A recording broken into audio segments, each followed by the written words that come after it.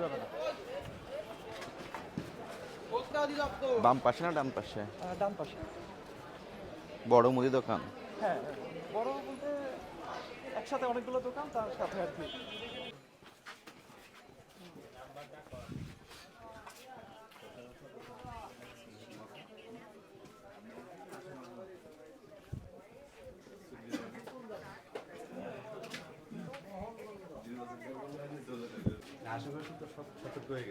এই যে এইটার বাম সাইডে এই যে কোনার দোকান আছে।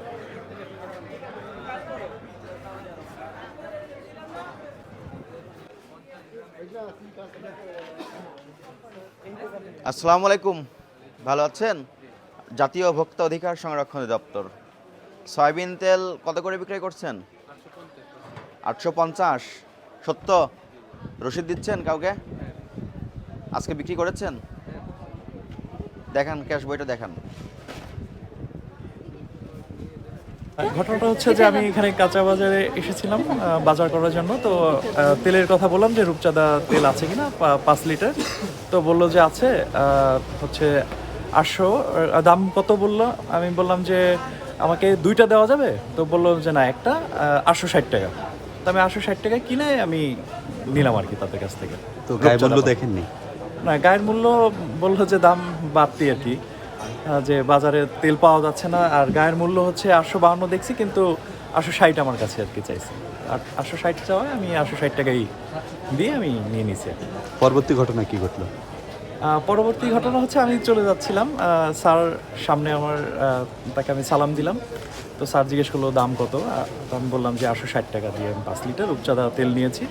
তো স্যার বললো যে আচ্ছা ঠিক আছে, তাহলে আপনার কাছে তো বেশি নিছে, তো দোকানে চলেন। পরে আমি আমাকে নিয়ে আসলো আর কি।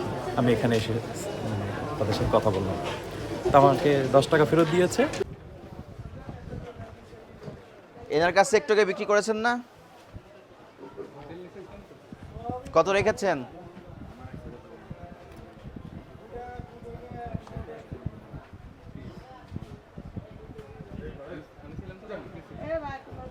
উনি তো 10 মিনিট আগেই কিনেছে, আপনার কাছ থেকেই কিনেছে। কত রেখেছেন? হ্যাঁ, ওই যে ছোট ভাইয়ের কত রাখছেন সেটা বলেন। ওটা পরে, তুমি না, আপনি রাখছেন কত? ওটা পরে।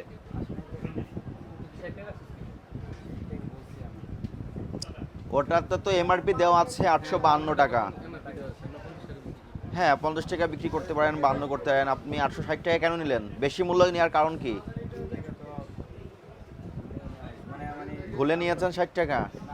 ভুলে তো আপনি 840 নিতে